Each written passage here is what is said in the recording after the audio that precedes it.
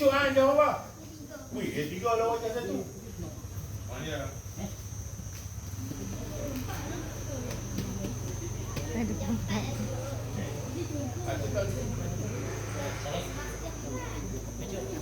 Okey, pasang.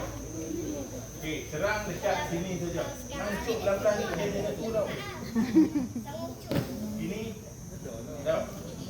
Sekarang tendang pun macam ini kan? Depan dan belakang. Jadi cikgu nak test dia. Jangan lupa kata-kata kan. Tendang pula. Okey, pasang. Buka silat. Dah buka dulu, buka dulu. Buka silat. Pasang, mula. Okey.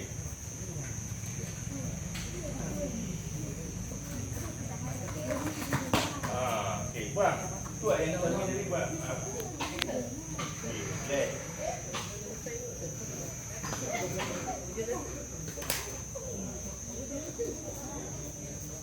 Okey, jangan lepas tulak. Dia pusing je. Okey, go. Pasang, dia takut.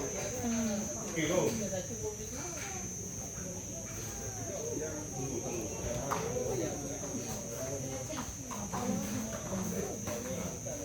Jangan takut-takut lah cik. Lihat je. Nampak? Kira kita tendang, jangan duduk kali belakang kat orang. Buang. Okey, go.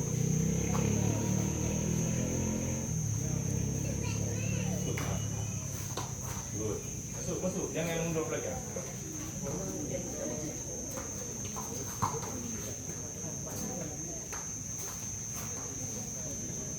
Masuk sikit dulu. Jaga stand ni. Masuk, jaga.